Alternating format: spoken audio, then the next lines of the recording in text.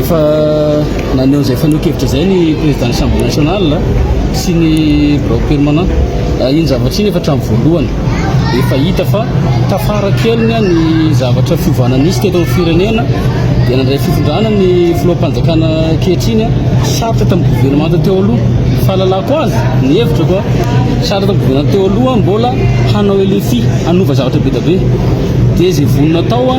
no narosiny mba hampandeny raha-raha-mpanjakana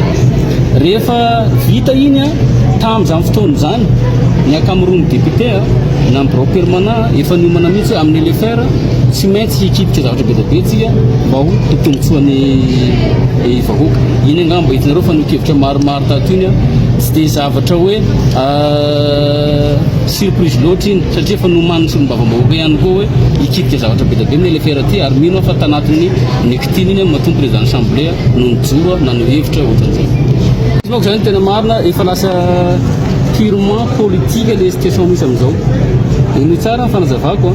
mahatonga ananteny an'izany dia zao maro loatra le miazakazaka eo amin'ny resaka fividiana filoham-pirenena aloha aza adino fa mifandray io ny antony dia zao na ny président l'Assemblée nationale mety eritreretin'ny olona hoe latsaka filoha na ireo mieritreritra latsaka candidat filoha reo mieritreritra ihany koa hoe raha mbola tafajany eo io assemblée io dia base manokana ho an'ny olona zay mahay miara-miasa aminazy io dia lasa mandeha aby kritika manontolo etsaka ny raha atao hoe procédure nyjereny anatin'ny asan'ny député mihitsy iny zany hoe rehefa LFR dia kitihana zavatra izy makarary ny vahoaka ka iny moa zany ny addition'ny sombavambahoaka raha hikidika ny ondray sombavambahoaka amin'ny LFR zao hoe foanana io misy tsy izay ve ny tadavintsika ka ina mahatonga le critique à gauche à droite fa rehefa manao ny asa sombavambahoaka anafaonan'io dia izay ny zava-dehibe raha sanatria mivava tsy hanao indray sombavambahoaka dia ina indray ry mety ho resanao zay ny le olana fa io olana manontolo resako anareo na ny député rehetra tsika miteny zao tena tsapako hoe miaina pression hafahafa zay le député lasa ohatry hoe misy feo mibitsika ambadika zany lasa tsy afany manao ny asany ny député akoatrana fa raha zany ndray tsy mataotana zany fa raha ny kanto manokana jere zao vao miteny zavatra marina zavatra mafimafy ka tsy mety amin'olona zay te hilatsa candidat eo dia mandeha lapanao kidnapina reny mafia reny tsika tsy dia zany loatra raha olo ohatry zany tsika tsy napetraka voaka disika fanadina amin'ny place misy anazy ka tsy teteny raha tsy atao fa tiako tenenina dia hoe na hiezaka ny anao ny asa mafy ary sombavambahoaka rehetra dia dadavana fomba afana manapepo anazy mampitahotra anazy endrika rehetrarehetra zany aseho ny politicien manozongozy ny Assemblée nationale io dia io le député lasa tsy hitantsony zay ho raisiny fanazana zany tsy membola didy zahay ao miezaka ny manao zahay ao fa io resaka tenenareo hoe Assemblée nationale io tena purement politique io ary tatoato nalaza io hoe Assemblée nationale zao raha vao zao zahay tsy mahatatrany zany raha za miteny zao tsy mahatatra fandravana zany fa ataova miara-dalàna dia ataova malaky ny fividianana raha sanatria tsy maintsy ho tonga amin'izay tsika raha izay tokoa ny afany firenena miarina ho tonga tsy vahoaka tsy magnan'olo amin'izany raha ny tenako fa izay hoa atao anatin'ny saintsika foana misy ireo tanora karaha mampanao politika mihitsy manozongozana io satria matavy le mpanao politika sasany hoe io andra matosy teny io ane io député io miaraka aminazy dia io na sainy manomana propagandany tsy ferany zany misy ihany koa ny mpanao politika sasany hoe tsy manana base izy dia sahirana izy ka io raha sanatria mivava zany raha sanatria mivava hoe rodana io za miteny anao fa misy fiatraika be da be amin'ny fiainam-pirenena io misy fiatraika io na ianao manontany anao io malala tsara zany hoe misy fiatraikany io na tiana na tsy azakan'izany hoe voaka malagasy ka ny tiako tenenina anay mpanao politika mihitsy tena fototra ny krizy tena fototra fanabadona tena fototra tsy mampandrona ty Madagasikara ty na tiana sy tiana io resaka firongony io rehefa manoana ny rakoto dia tsy lazaina fa firongony le olona rehefa manoana ny rabe dia lazaina fa firongony le olona tsisy reka firongony zany fa vita ny fitondrany andrajoelona dia efa zavatra vaovao zao na firongony le olona raha tsy firongony dia samy tompony ty Madagasikara ty samy sarotiny amin'ity ary samy manana taranaka amin'ity fa aza amanipilena sainy vahoaka ya tena misitatsika tanora mandraisa ndraikitra zay amin'ny andraikitra tandrifanao ahafahanao manarina ny firenena fa raha hoe irakoto ohatra na politicien ranona nandrisika anao dia aza miditra amin'io loatra fa adiny izy sy ny filohana teny meram-pirenena any ohatra na adiny izy sy ny mpanao politika any ohatra dia izy masotombotsy aminazy dia ianao no arosiny dia ho aiza no avinao amin'izay ka ny anantsy ohatra hiajadina tsy atao an'izay fa tsarao amin'ny asa izay ataonay zahay indrindra fa ny tenako feotsika mihita anazy na tonga atsika hoe nitazona an'io hoe naona file io tsy makasina makaroa dia efa tena fotom-pisainana ary efa hita nenany firenena hatramin'izay hoe miainga avy any amin'ny arema ilay olona ary mifarany amin'ny antoko tsy fantatra intsony rehefa avy eona miainga avy dia izy foana ny eo dia potika ilay firenena ny antony izany dia zao ilay antsontsika hoe nomadisme politika mikisaka noho ny tombotsoa manokana noho ny hanina ilay olona hafa ny nalany anazy avy any rehefa tonga ao anivon'ny antenimieram-pirenena izy dia miaraka amin'ny antoko izay lany eo amin'ny fanjakana izy izay ny mampatonga an'ilay hoe irmara daholo ilay olona teo aloha dia lasa fanavozana daholo izy zao izay ny natonga an'ilay hoe indépendant nalany an'ilay olona lasa irmala izy rehefa avy eo dia izany zavatra izany tsy mety fa matomana politika dia manana foto-kevitra ijoroana manana an'ilay ataontsika hoe valeur na éthique politique ihany koa dia ijoroana hatramin'ny farany iny raha resy amin'iny ianao dia resy ara-poto-kevitra fa tsy hoe voatery tsy maintsy andeha anaraka ny zatsona azaroa ianao no ny tombotsoanao manokana dia lasa dininao ilay ny fidianany vahoakanao dia tsy manao an'izay tsika ary tsy ahita an'izay mihitsy mandramaty satria tsy mahasoa amin'ny firenena zany fa mila zavatra maharesy lahatra ho an'ny tombotsoa be sy ny maro ijoroana edifana ary apetraka olo vaintaranaka fa tsy voatery anaraka andreny ataontsika hoe zay folo fitondrana lany na zavatra salamy zany dia ny tombotsoa manokana no lasa voatery rehefa avy eo ataoko hoe mahasolom-bavam-bahoaka tena be dia be ny ady atao anatin'ny resaka tsy fandriam-pahalemana zany amin'ny resaka halatromby sy kidnapping zany na tamin'ny resaka ady amin'ny tsy maty manoto zany tamin'ny resaka fanampiana ny tantsaha amin'ny zavatra tsy rary menjady any aminy ary indrindra fitondrana lalam-barotra ho an'ny tantsaha ihany koa izay iainany sy velomany eny fotony eny dia zany dia tena natao daholo zany ary tsy adino koa ny resaka famerena maitso indray ny tanàna amin'ny famboleka-hazo mainga eny fotony raha fitiniko kely tsotsotra ny zavatra natao tao anatin'ireo dia sahala amin'izao dia amin'ny resaka famboleka-hazo izahay dia tena hoe mba hitondra n'ilay fiovana voarany eny fotony dia vonjana-kazo ny zaraina ho an'ny isa-pokotany zany hoe manangana association zany izay vonina mbola hazo rehetra dia manao pépinière communautaire zay ngeza be dia ao izay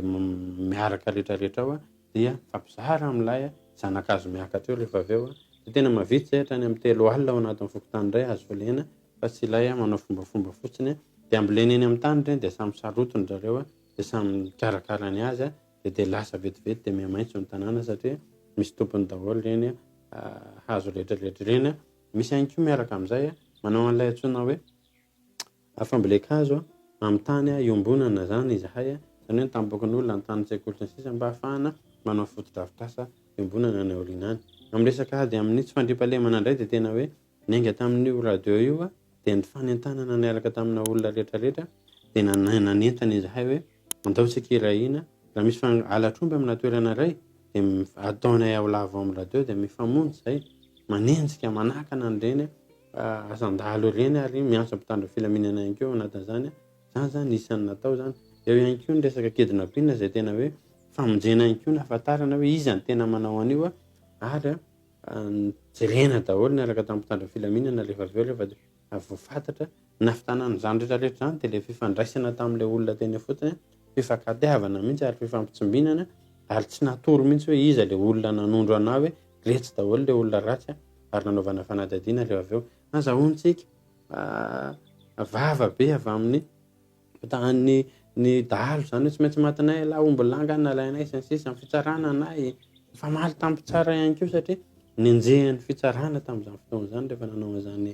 asa zany ary nahitam-bokany be dia be izy tao amin'ny distrika Anarivomamo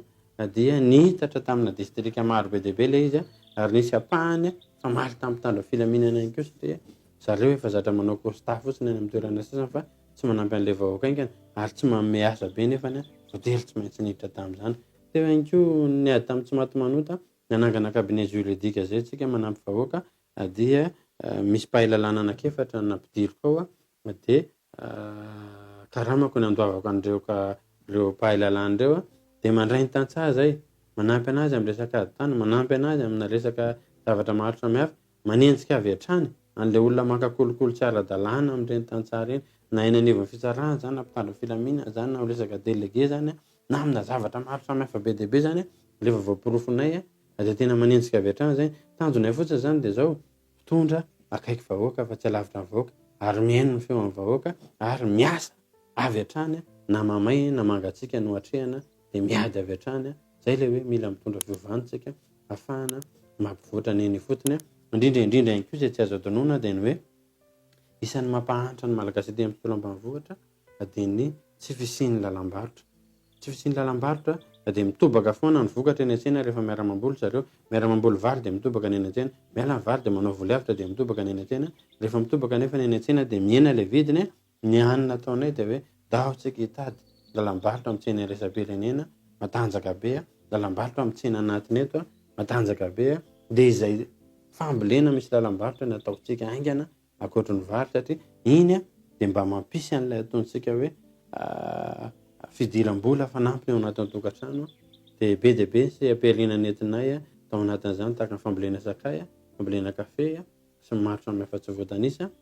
dia tena mampidi-bola ny olona de zany rehetrarehetra zany apahany fotsiny fa be ny zavatra efa natao ary tsy aro voatanisa eto fa navita dingana be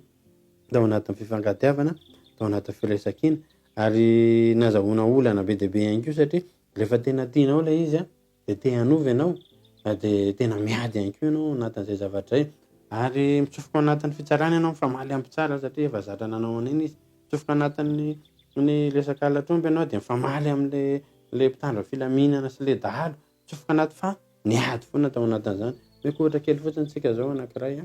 de hoe tao anatin'ny district Anarivomamo nisy dahalo tena matanjaka tao nandrepaka ny omby rehetrarehetra manao tapim-baravarana ary desta be moa ny anarany tononoko mihitsy satria efa fantatra ny olona rehetra efa nanaovana video research sy ny sisa izy ary izy io naniraka olona hamonana ary efa nanakana anaty eny an-dalana nandeha moto tamin'izany dahalo anankifito nanakana anay zay anankefatra nandeha moto anankiroa fa somary nikorotana kely le programme de zay tsy nahafaty ny tenako tamin'izay satria raha am'sivy tokony ho tonga any amin'le tanàna hoe miantso arivo zay dia nisy fivoriana tampoka de lasa tamin'ny telo aho vao tonga tany ary zareo efa niandro anahy tao zany andeha ary zareo efa niala tao amin'le kiso fa niakatra ambonimbony za tafidina izy nidina tonga de niverina zay vilalana nandeha moto teo am'izay ny arina taty aoriana iny zay vao nisy nyteny tamiko hoe saika maty ianao tamin'ny anina fa zao nisy olona andrany desta ohatroso zao zany efa niaina zany teneko amitsika fotsiny ihany koa zao ohatrany hoe nisy von'olona matsiravina tany Akazobe tany de nefa migadra 5 taona ilay olona namono 5 taona fotsiny azo ilay olona namono zany von'olona zany tsato kantsy be mihitsy zany matsiravina ary avy eo nalevon'ilay olona rehefa avy eo ary eny amin'ny tambazotra tsy ampy 3 taona akory no nigadran'ilay olona de eny amin'ny tambazotra tserasera eny ako mahita de tamin'ny tele no nahitako hoe ilay olona nanafika tarindray izay nitaraina ny fokon'olona sy ny olona tamin'izany ity tratra manafika rity indray lasa ny tenako niaraka tamin'ny avocat sy ny cabinet juridique nijery an'le taratasyn'lay dahalo tao amin'ny fitsarana hoe efa nisy famoahana an'le olona ve akoatran'ilay didy efa mivoaka tsy mivoaka le olona tonga de nikarapahana hatramin'ny farany voaroka daholo ny lehibe amin'ny fonja ny adjoint ny fonja tao atsy afahatao be ny voatsoka tao nandritra n'izay fotoana nanaovako an'izay action zay satria tena nanao action tsika teneniko amintsika fotsiny zao nisy mpampianatra tao aminay tao amin'ny lycée tao Arivomamo tao nitafehan'ny dahalo de tonga de nitifiriny de io dahalo nanafika io aikay miaramila de anakefatra zareo maty antifiriny lay Ramose Mahenina tamin'izay fotoana zay ary maty tsy tradrano reo dahalo rehetrarehetra indray rehefa natao velapanjika tratra daholo fa ilay miaramila nitsofoka tany anaty camp militaire de tsy nety mivoaka ary tsy nety nigadra mihitsy io efa nandritra ny taona lavalava fa vao tonga solombavam-boaka tsika de nikaratsika teny amin'ny etamajoro mihitsy hoe ireto ny dossier-ny olona io zandary mamaka an'io aty tsy menareo ny taratasy ny fitsarana tsy mamoaka ny rehetrarehetra ka za miteny hoe rehefa tsy ho aterinareo any io de nareo koa namany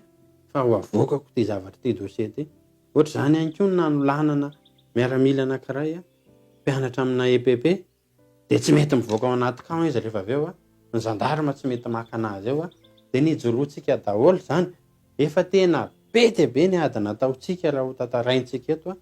fa mila fahasahina. Ny fitaritana makany amin'izany fampivoarana sy fandrosoana zany dia tena mila fahasahina.